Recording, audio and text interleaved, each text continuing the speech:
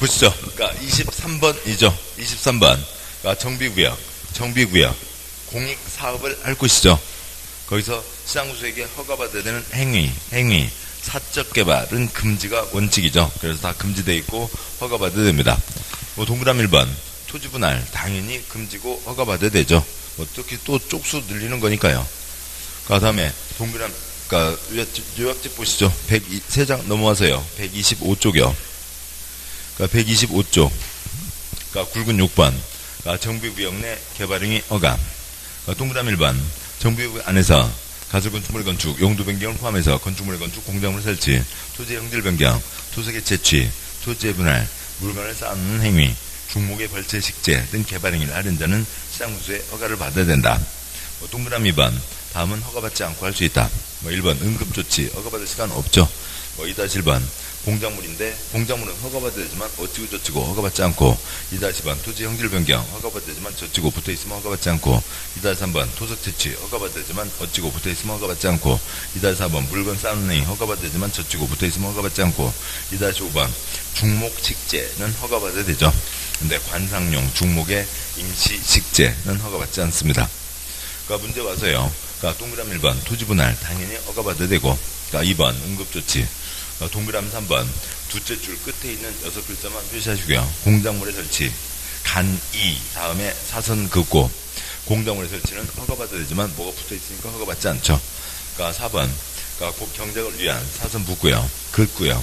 토지의 형질 변경 허가받아야 되지만 뭐가 붙어있으니까 허가받지 않고, 그러니까 동그라미 5번 그러니까 관상용 중목만 표시요. 그러니까 임시 빼고요. 식재만 표시요. 중목 식재는 허가받아야 되지만 관상용 중목의 임시 식재는 허가받지 않습니다. 그래서 답은 1번. 그러니까 한 10장 넘어와서요. 146조요. 그러니까 146조 양과 3번 그러니까 주택 공급 기준이 있죠. 그러니까 도시정비법이요.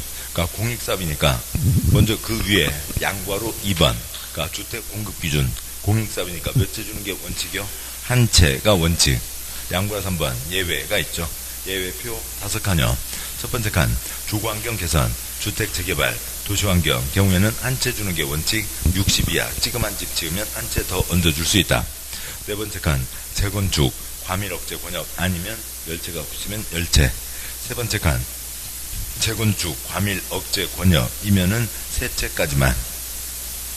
두 번째 칸 재건축 과밀 억제 권역에다가 투기과일지구면 한 채만. 그 다음에 찌그만 집 지으면 한 채 더 받을 수 있다. 다섯 번째 칸 가로주택 사업 소규모 사업이죠. 3채까지만 받을 수 있다 라고 하는 거죠. 그러니까 문제 와서요. 그러니까 24번 그러니까 관리처분계획 수립 기준에 대한 설명 중 틀린 것은 동그라미 1번 종전 거만 따지는 거죠. 가격 뽑으면 끝이니까요. 종전 토지건축물의 면적, 이용상 환경, 급박상을 종합적으로 고려해서 대지건축물이 균형 있게 배분되고 합리적으로 이용되도록 한다. 그냥 뭐 뒤에 건 아무짝에 쓸만한 말들이고요.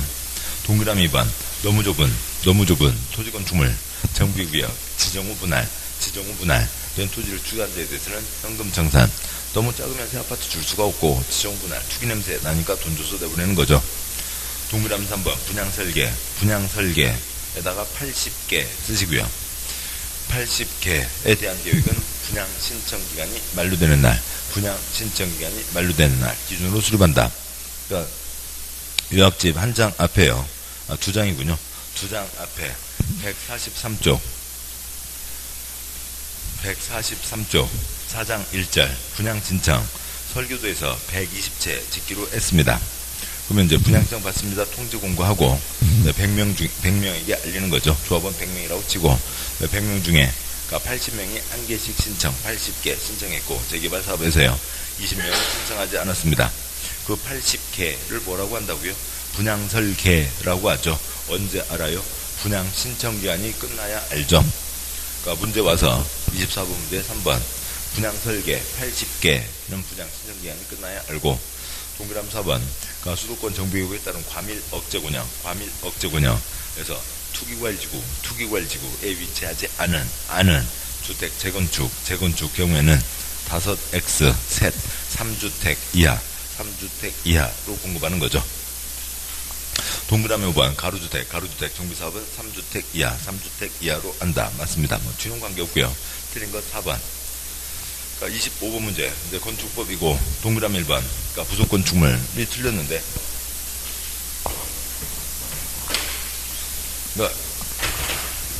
그러니까 25번 문제 그러니까 동그라미 1번 앞에다가 그러니까 5개 WC 쓰시고요. 5개 화장실 같은 게 대표적인 부속건축물이죠. 아니면 별동으로 떨어져 있는 군의 식당 같은 경우를 얘기합니다. 그러니까 별도로 떨어져 있어야 되죠. 그러니까 부속건축물이란 그러니까 주된 건축물과 같은 대지 안에 있고 주된 건축물과 분리, 부속 X 분리되어 있는 별도의 건축물을 얘기하는 겁니다. 그러니까 건물이 있고요. 주된 건축물이 있고 그러니까 별도로 떨어져 있어야 WC 떨어져 있어야 별도의 건축물이 되는 거죠. 떨어져 있어야 됩니다. 그래야 별도의 건축물이 되고 건축물이라는 이름이 붙어 있으니까요. 부속 용도. 부속은 뭐냐면 부착되어 있다는 게 아니라 용도가 부속이다 라고 하는 거죠. 부속 용도의 건축물입니다. 뭐 1번 틀렸고 그러니까 동그라미 2번 유통업자란 건축물의 건축, 대수선, 용도 변경, 건축 설비의 설치, 공정물 축조에 필요한 다 소용없는 얘기죠. 건축 자재, 판매하거나 현장에 납품하는 사람이 유통업자겠죠. 동그라미 3번 용적률 산정 때 연면적에서 네 글자 뭐 빼고요. 지주 비대 빼주는 거죠. 지하층 지상의 부속용 주차장 초고층 준초고층에 설치하는 피난안전구역 건축물 경사지붕 아래 설치하는 대피공간은 제외한다. 동그라미 4번 제조업자는 또 역시요. 제조업자란 괄호 열고요. 그러니까 건축물 건축 대수선 용도 변경 건축 설비의 설치 공작물 추진에 필요한 괄호 닫고요. 건축 자재를 제조하는 사람이 제조업자겠죠. 뭐 2번 4번이야 뻔한 얘기고 틀려서 낼 수도 없는 거고요. 그러니까 동그라미 5번 건축물이란 숫자 1, 2, 3 쓰시고요. 토의 숫자 1번 토지에 정착하는 공작물 중 지붕과 기둥 또는 벽이 있는 것과 2의 숫자 2번 이에 딸린 시설물 지의 숫자 3번 지하 또는 고가 공작물에 설치하는 사무소 등등을 말한다. 동그라미 5번 다시요. 건축물이란 토지에 정착하는 공작물 중 지붕 표시요. 지붕이 있어야 되죠. 비, 눈, 직사광선 피하고 생활해야 되니까 둘째 줄 이에 딸린 만약에 담장, 굴뚝 따로 있으면 건축물 아니지만 건축물에 딸려 있으면 건축물. 3번 지하 고가 집 표면에 올리는 것만이 아니라 그러니까 지하 고가에 밖에 있거나 떠 있어도 사람 쓰는 것 건축물로 처리한다. 틀린 것 1번. 그러니까 26번이요. 그러니까 둘 이상의 필지를 하나의 대조로 할 수 있는 경우로 틀린 것은 요약집 199쪽이요. 요즘에는 시험 나온 적 없고 199쪽 5장 1절 굵은 1번 그러니까 1필지 1대지의 원칙. 동그라미 1번 그러니까 대지란 각 필지로 나눈 토지를 말한다. 셋째 줄 괄호 대지를 정할 때에는 한 필지로 구획된 토지를 대상으로 정해야 된다. 이는 필지 단위로 매매됨을 고려해서 나중에 권리관계가 복잡해지는 것을 막기 위해서이다. 갑, 을, 병, 네 필지, 네 동을 지으려고 합니다. 갑, 지 땅에다가 네 동 여기저기 흩어서 지으려고 한다고요. 허가 안 나죠. 나중에 어순해진다고요. 어느 땅을 누가 어떻게 살 거냐고요. 일이 복잡해지는 거죠. 제대로 이용할 수도 없습니다. 이걸 네 필지 네 동 어떻게 하라고요? 한 필지에다 싹 집어 넣으라고요. 그러니까 그래 허가가 나죠. 병 어떻게 하라고요? 한 필지에다 싹 집어 넣어야 되는데 그러니까 멀찍 뛰고 싶으면 한 필지로 만들어 놓으라고요. 한 필지로 만들어 놓고 하필해서 한 필지 만들어 놓고 거기다 집어 넣는다. 동그라미 2번 예외. 둘 이상 필지를 하나의 대지로 하거나 하나 이상의 필지 일부를 하나의 대지로 할 수도 있다라고 하는 예외가 있는데 뭐 옛날에 그러니까 15년도 전에 두세 번 나왔고 지금은 초점 아닙니다. 그러니까 뭐 아무튼 그런 게 있다는 거고 다시 문제 오시죠. 문제 와서 그러니까 26번 문제 그러니까 둘 이상 필지를 하나의 대지로 할 수 있는 경우로 틀린 것은 4번이 틀렸고요. 필지의 지번 부여지역이 서로 다른 경우로 각 필지의 토지 소유자가 서로 다르고 X요. 소유권의 권리관계도 서로 다른 X요. 경우로 합병이 불가능한 그러니까 필지의 토지를 사선 거고요. 합한 토지. 그러니까 지금 여기가 26번이죠. 그러니까 26번. 그러니까 원칙이 있고 예외로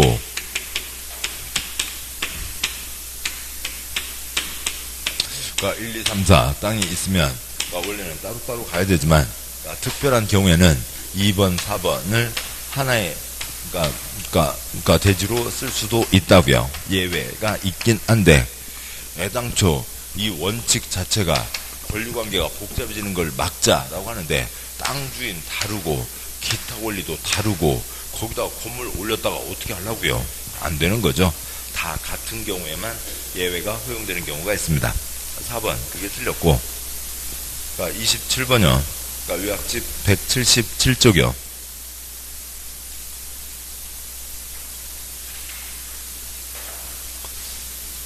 요약집 177쪽 그러니까 3장 3절 건축 허가 신청이 있죠.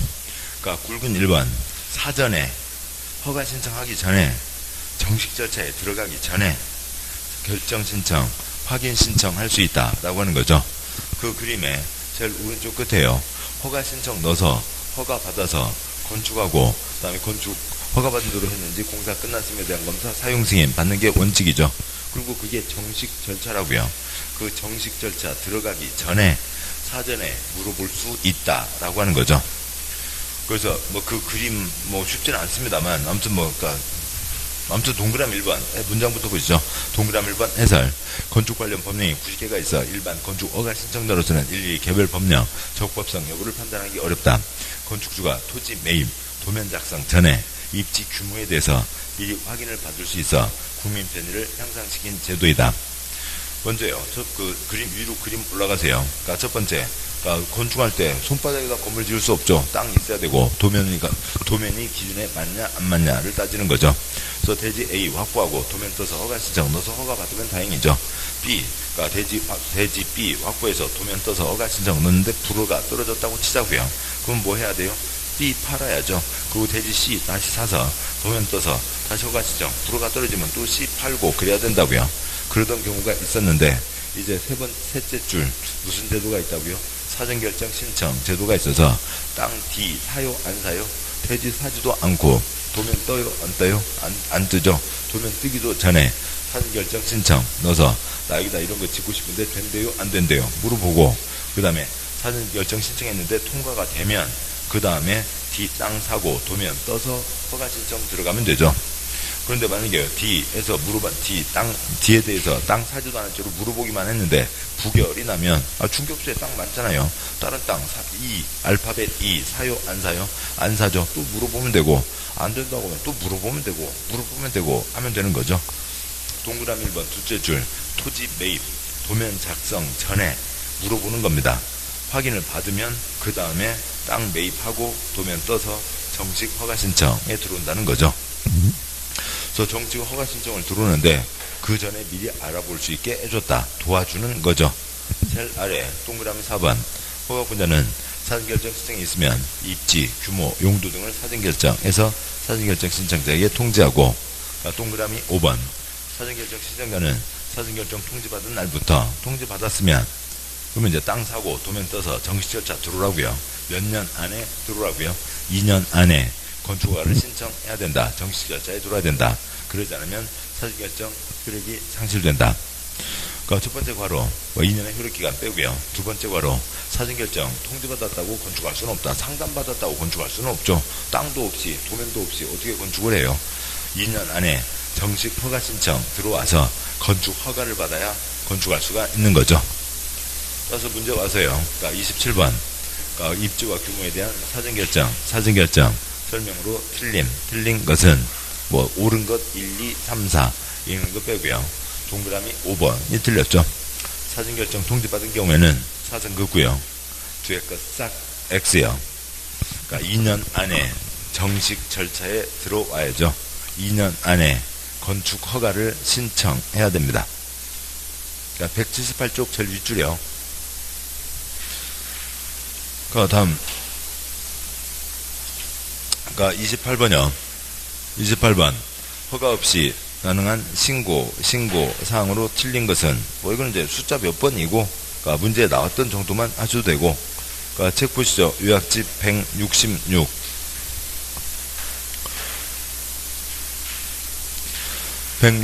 굵은 2번 그러니까 신고 대상 건축물 동그라미 1번 허가대상 건축물을 하더라도 다음에 해당하면 신고하면 허가받은 것으로 본다. 1번 85제곱미터 이내의 증축, 개축, 재축. 그러니까 2번 저 어디 농어촌 지역에서 200 미만 3층 미만 건축물의 건축.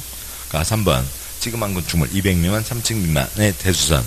그러니까 4번 둘째 줄 끝에요. 수선만 하는 경우. 5-1번 국토부 장관이 고시한 표준 설계도서. 5-2번 높이 3m 이하의 증축. 5-3번 10 곱하기 10 100제곱미터 이하 건축물의 건축. 5-4번 그러니까 기억반 200 이하의 창고. 그러니까 기억이 없군요. 예, 창고 두 글자 200 이하. 축 4 작물재배 4 400 이하. 그러니까 5-5번 2층 이하 500 이하 공장 5위 공장 이상 등이 신고사항이죠. 뭐 그걸 다 외우는 거 아니고 이렇게 몇 번 풀어보시면 아시게 되죠. 문제 보시면 28번 그러니까 틀린 것은 4번이 틀렸죠. 5m 높이 5m는 뭐 두 개쯤까지 올라가게 되잖아요. 그러니까 5m는 안 되고 3m 이하입니다. 그러니까 4번 틀렸고, 그러니까 29번요. 그러니까 건축법 그러니까 29번 209쪽 보시죠. 뭐 근데 다 아십니다만 지주피대 직접 눈으로 보시고요. 209쪽 그러니까 굵은 5번 연면적 한동 건축물의 바닥면적 합계가 연면적이고, 굵은 6번 용적률 산정 때 연면적에서 제외하는 부분 지주피대 빼준다 라고 하는 게 있죠. 그래서 그러니까 29번 문제 맞아요. 그러니까 뭐 물론 이제 쓰면 뭐 쓰는 게 훨씬 깔끔하죠. 용적률은 대지면적분의 연면적. 그러니까 용적률은 지금 대지면적이 문제 얼마래요? 1000이라고 돼 있죠. 그러니까 건축법률상 1000제곱미터 대지, 1000제곱미터 대지에 건축하는 다음에 건축물의 용적률은 얼마인가? 박스 하나의 건축물로 지하 3계층, 지상 5계층으로 구성되어 있고 지붕은 평지붕. 그러니까 동그라미 지하층 포함 각층 바닥면적은 600제곱미터, 600제곱미터 표시요. 동그라미 3번, 세 번째 동그라미요. 지하 3층, XX, 지주피대 빼주죠. 그 다음에 지하 1층, X, 2층, X, 지하층 싹 빼주죠. 네 번째 동그라미, 지상 5계층 전부 숙박술로 사용한다. 지주피대에 해당하지 않으니까 600 곱하기 5이죠.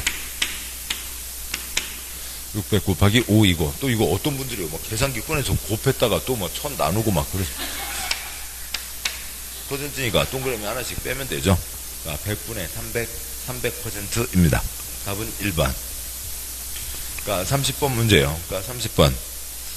그러니까 요약집 157쪽이요. 그러니까 157쪽. 양괄호 6번. 건축물의 용도와 종류. 그러니까 동그라미 1번, 동그라미 2번, 두 번째 표, 용도. 그 중에 2번, 공동주택, 아연 다기. 이건 많이 이제 보셨죠? 아연 다기, 가번, 아파트, 주택 5계층 이상. 4번, 연주택, 한계동 660 초과하고 4계층 이하. 4번, 다세주택, 한계동 660 이하이고 4계층 이하. 연다, 5계층, 4계층 660이죠. 문제 가세요. 30번 문제요.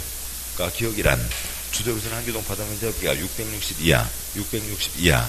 이곳 층수가 4계층 이하, 4계층 이하인 주택을 말한다. 기억이 뭐고요? 다세대 주택이죠. 답은 3번, 기억번 다세대 주택이고, 박스에 3번 답에 다중주택이 있는데 박스 올라가서 두 번째 동그라미 앞에다가 하숙집 쓰고요. 하숙집을 다중주택이라고 합니다. 다중주택의 대표적인 예가 하숙집을 들 수 있다고요. 하숙집이란 학생, 직장인 등 다수인이 장기간 거주할 수 있는 구조로 된 것이면서 독립된 주거의 형태를 갖추지 않는 것이죠. 그래서 뭐 아침밥 뭐 먹으라고 하면 이제 나와서 아침밥 먹고 가잖아요. 그게 있고. 됐습니다. 나머지 안 보셔도 되고, 단독주택 갖고 시험 나온 적 없었고요. 그러니까 31번 결합건축이 있습니다. 요약집 197.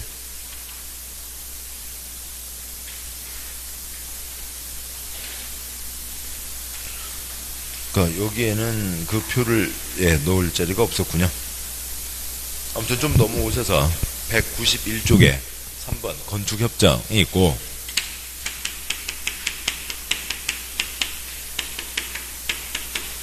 그러니까 4번 그러니까 결합건축이 있는데, 그러니까 참고로요. 그러니까 도시정비법에서 그러니까 노후불량 건축물 철거 대상이 몇 년이고요? 2, 3, 4이죠. 그러니까 20년, 30년, 40년이면 철거 대상이죠. 도시정비법에 노후불량 건축물 2, 3, 4, 20년, 30년, 40년 있습니다. 뭐 이건 이제 도시정비법 얘기고, 건축협정 체결했으면 몇 년은 가야 되고요. 20년은 가야죠. 한 장, 그러니까 넘어와서요. 그러니까 죄송합니다. 193쪽부터 짚는, 여기까지 왔으니까 다 짚죠. 193쪽. 193쪽 양괄 2번 건축협정은 동그라미 1번 첫줄 끝에요. 소유자 등은 전원의 합의로 셋째 줄 협정을 체결할 수 있다.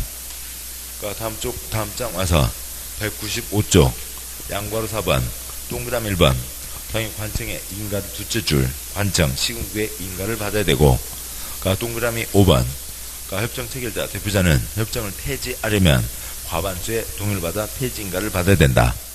동그라미 6번 그러니까 건축협정 특례를 적용해서 그러니까 착공신고한 경우에 그러니까 착공신고한 날부터 20년 경과 후에 협정 폐지 인가를 신청할 수 있다. 협정은 20년은 지나야 되죠. 한 장 넘어와서요. 그러니까 197쪽이요. 197쪽에 4번 오른쪽 그림 그러니까 A 땅, 자기 땅 용적률 연면적을 C 땅에게 파는 거죠. 그러니까 용적률을 통합 적용한다. 용적률을 판다. 연면적을 판다. 결합 건축. 그 다음 장 넘어와서요. 198쪽 양괄호 3번 결합 건축의 관리. 동그라미 3번 결합 건축 협정사에 따른 협정 체결 유지기간은 30년 이상으로 한다. 동그라미 4번 폐지하려면 체결자 전원이 동의해서 폐지 신고해야 된다는 거죠. 30년입니다. 그러니까 콘크리트는 한 번 굳으면 100년은 가지만, 근데 그러니까 뭐 그냥 100년 이 건물이 100년 갈 리는 없잖아요. 사람들의 생활이 바뀌고 문화가 바뀌니까 중간에라도 철거할 수 있는데, 그게 도시정비법에서 몇 년이고요? 20년, 30년, 40년이고 여기에서는 20년, 30년으로 돼 있죠.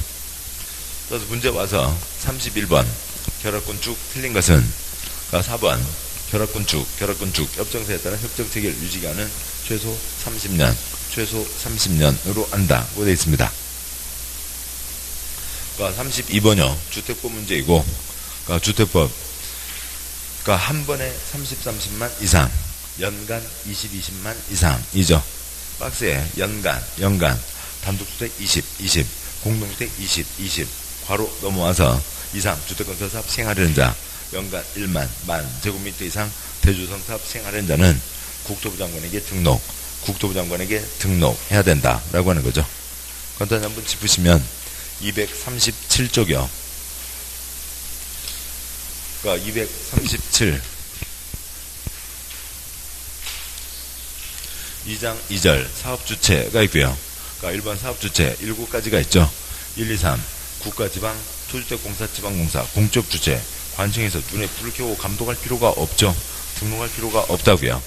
4, 5, 6 공익법인 봉사단체 5번 주택조합 6번 고용자 감독 등록할 필요가 없고, 등록의 5번 주택조합은 격가지이고 7번 등록사업자 1, 2, 3 4, 5, 6이 아닌 자가 집장사하려면 등록해야 된다. 237쪽 제일 아래 굵은 2번 양괄 1번 동그라미 1번 연간 20만 이상 하려면 국토부 장관에게 등록해야 된다라고 하는 거죠. 그러니까 문제 와서 그러니까 32번 답 2번이고, 다음에요. 그러니까 33번 그러니까 리모델링 요약집 그러니까 3장 앞으로 와서요. 230쪽 그러니까 230쪽 그러니까 2장 1절 리모델링 굵은 1번 리모델링이 있죠. 그러니까 리모델링이요. 그러니까 대수선 리모델링을 할 수도 있고 증축 리모델링을 할 수도 있죠. 대수선 리모델링 허가받아야 되고, 그러니까 증축 리모델링 허가받아야 됩니다. 대수선 몇 년 지나면 할 수 있고요. 10년 증축 15년 지나면 할 수 있죠. 면적 1.3배 그러니까 1.3배만 할 수도 있고 1.3배에다가 1.15배 그러니까 1.3배 세대수 1.15배요. 1.15배 할 수도 있고 1.3배, 1.15배에다가 3계층, 2계층까지 올릴 수가 있죠. 그러니까 문제 와서요. 그러니까 문제 33번 틀린 것은 동그라미 5번. 그러니까 리모델링, 수직 증축도 가능하고 수직 증축용 최대 5계층 X요. 3과 2, 3계층, 2계층까지 가능하다. 그 층수에 따라서요. 기존 주택의 층수에 따라서 책 230쪽에 뭐 몇 층 이상이었으면 3계층까지, 그 다음에 몇 층 이하였으면 건물이 작았으니까 규모도 작았겠죠. 2계층까지 15층, 14층이 있죠. 틀린 것은 5번. 그 다음에요. 요약집 4장, 5장 넘어와서요. 6장이군요. 그러니까 6장 넘어와서 240조 4번 주택조합이 있습니다. 4번 주택조합 양괄호 1번 주택조합의 종류. 첫 번째 표야 일반적인 얘기고, 두 번째 표 건설 절차가 있고, 세 번째 표요. 세 번째 표의 첫 번째 칸 둘째 줄 지역조합 인가받아서 뭐하고요? 건설하는 거죠.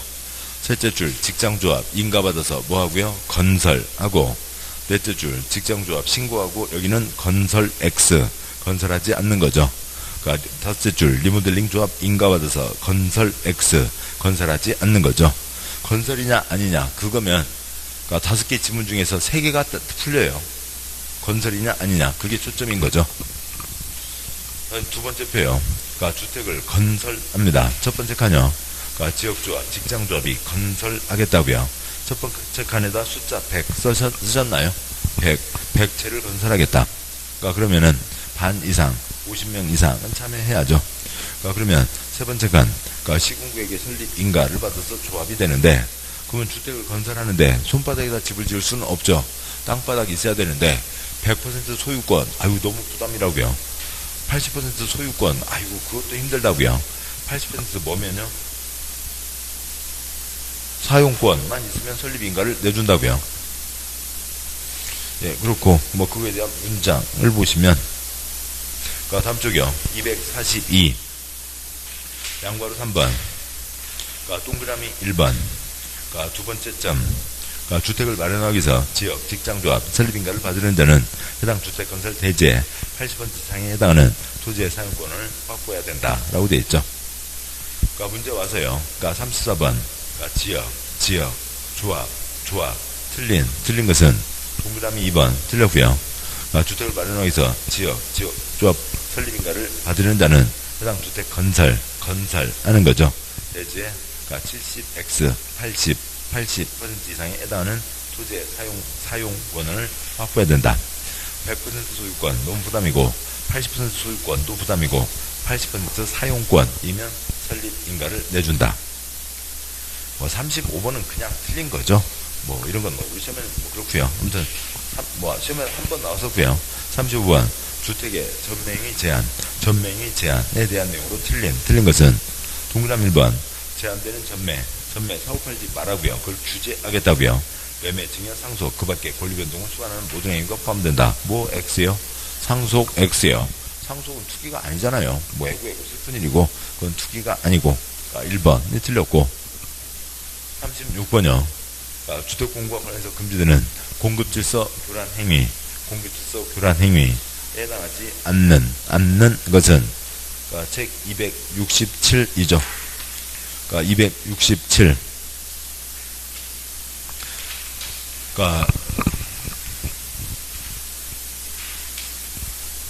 집 사는 통장 사고 팔 수 있어요? 없어요? 없죠. 집 사는 통장 사고 팔 수 없다고요. 그게 1번 공급질서 교란 금지이죠. 통장 사고 팔 수 없다. 동그라미 1번 통장 사고 팔 수 없다. 위 양도양수란 매매증여 그 밖에 권리 변동을 수반하는 모든 행위를 포함하되 상속저당은 양도양수에 해당하지 않는다. 집 사는 통장과 같은 것들 5가지 뭐가 있고요. 제일 아랫줄 무이사 저조가 있죠. 1번 무허가 건물 확인서, 2번 이주대책 대상자 확인서, 3번 주택사원 사채, 4번 입주자 저축증서, 5번 주택조합원 지위가 있죠. 무이사 저조 5가지로 볼 수도 있고, 첫 번째 점, 상속 저당은 투기가 아니다. 그냥 2가지로 보는 게 훨씬 낫죠. 5가지 찾는 것보다도요. 문제 와서 36번. 그러니까 그런 법 어기는 행위, 교란 행위에 해당하지 않는 것은 상속저당. 답은 2번이죠. 저당은 투기행위가 아닌 거죠. 그러니까 257쪽이요. 앞으로 5장 가서 257쪽에 그러니까 4번 사용검사가 있습니다. 주택법 전체검사를 뭐라고 하고요? 사용검사, 부분검사를 뭐라고 하고요? 임시사용승인. 양보 1번 첫 번째 표가 있고, 그러니까 두 번째 표요. 뭐 이것저것 다 짚으면 두 번째 표의 출제줄의 원칙이죠. 사업주체는 사업을 완료하면 시공구에게 사용검사를 받아야 된다. 그게 원칙. 뭐 첫 번째 칸 위에서 아래로요. 사업주체 자빠지면 시공보증자, 입주예정자가 사용검사 신청할 수 있고, 사업주체 도망댕기면 시공자 또 사용검사를 신청할 수 있다. 세 번째 칸 시군구에게 사용검사 받는 게 원칙. 국토부 장관이 도장 찍은 경우는 국토부 장관에게 검사를 받는다. 두 번째 칸 그러니까 된다 인 거죠. 안 된다 X, 없다 X요. 그게 이쪽에 다라고요. 된다 다 되는 거죠. 그러니까 두 번째 칸요. 사업을 하려면 사용검사 받아야 되고, 그 다음에 공구별로 사용검사 받을 수 있고, 동별로 사용검사 받을 수 있고, 동별로 부분검사, 임시사용승인 받을 수 있고, 구역별로 부분검사 받을 수 있고, 세대별로 부분검사 받을 수 있다. 된다. 있다. 이 병은 뭐 일본말로 아프다 병인데요. 37번이요. 틀린 것은 셋째 줄 끝에 4번 지문, 셋째 줄 끝에 없다 X요. 다 된다고요. 그러니까 주택건설 사업계획 승인 조건이 이행되지 않은 경우 공사가 올리는 주택에서 동별 그 사용검사 받을 수 없다 X요. 된다는 거죠. 그 다음에요. 그러니까 38번. 그러니까 주택법 내용으로 틀린 것은 요약집 229쪽이요. 그러니까 229쪽에 그러니까 8번. 그러니까 주택단지가 있죠. 그러니까 주택단지요. 그러니까 동그라미 1번 주택단지란 한 곳에 많은 사람이 사니까 집만이 아니라 부대시설, 공리시설 다 같이 넣어야죠. 그러니까 그러고요. 동그라미 2번. 그러니까 철도 지나가면 단지가 끊어진다. 그러니까 1번 철도.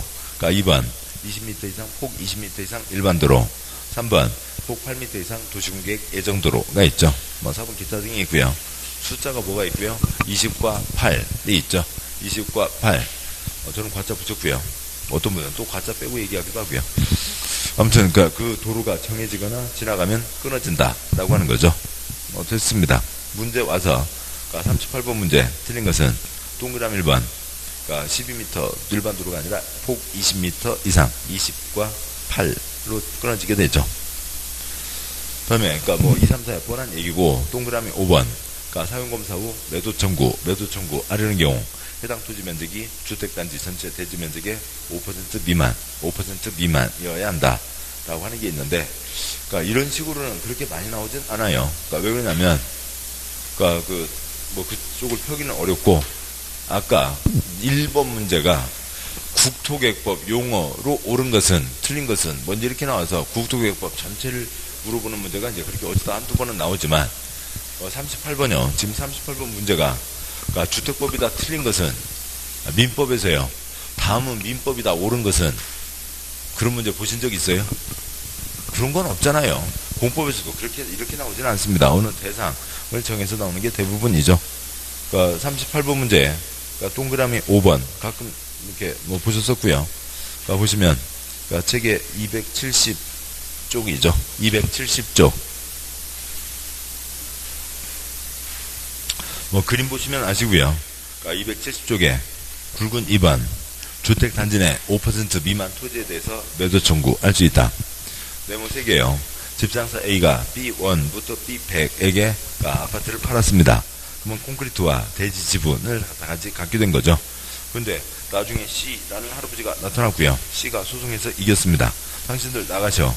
B들 뭐 고이 나갈 수도 있겠지만 그 할아버지 땅이 5% 이상이면 말이 그러니까 5% 이상이면 복잡해지지만 5% 미만 땅이면 아이고 할아버지도 화나시죠. 저희들도 속이 터져요. 근데 할아버지 저희들한테 넘기시죠. 강제로 매입할 수 있다고요. 얼마일 때만요? 5% 미만일 때만요. 됐고 다시 문제 와서 38번. 그러니까 답은 1번. 39번이요. 농지법 농업인 범위에 해당하지 않는 자는 농업인 여러 가지가 있지만 우리는 딱 두 가지밖에 모르죠. 아예 농업 문제에 농업인에다가 쓰시고요. 1000제곱미터 120만 원이죠. 1000제곱미터와 120만 원밖에 모릅니다. 그것까지만 시험에 나왔다고요. 또 여기도 답도 거기까지만 걸려 있고요. 그러니까 틀린 거 얼마 몇 번이요? 3번 틀렸죠. 100만 원 8로 나누려면 복잡해요. 100만 원 8이 아니라 12달 나누려면 복잡하죠. 120만 원이야 편하고. 요약집 280쪽. 아무튼 그 자리에 있다는 거고, 나온 것까지만 아시자고요. 뭐 시험에 나오지도 않은 것까지 우리가 다 할 필요는 없고. 요약집 280쪽. 그러니까 농업경영체 민법의 인격 갖춘 게 자연인과 법인. 농지법 인격 갖춘 게 농업인과 농업법인. 인격이 아니라 농업경영체가 농업인과 농업법인. 양보 1번 농업인. 작은 1번 1000제곱미터 이상에서 어찌고 저찌고. 작은 4번 연간 판매액 120만 원이 있고 기타 이것저것 있는데 그것까지는 아직 시험 나오지 않았으니까 빼죠. 다음 문제요. 그러니까 40번 농지법으로 틀린 것은 몇 번이요? 2번 틀렸죠.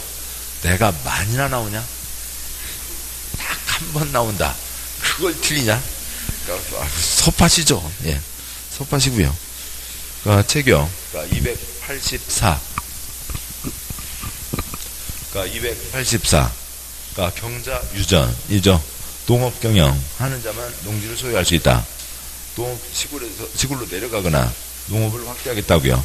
농업 경영 하겠다는 자, 농업 경영 하는 자, 하겠다는 자 둘만 농지를 소유할 수 있다. 그래서 농사를 짓고 싶다. 그러면 뭘 써내고요? 농업 경영 계획서를 제출하고, 너는 농사 짓겠다고 했으니까 농지를 소유할 자격이 된다. 농지 소유 자격증명, 농지 취득 자격증명을 내주고 그거 받아서 등기 소유하게 되죠. 그러니까 누구라고요? 시구읍면이죠. 그러니까 셋째 줄 시장군수구청장이 아니라고요.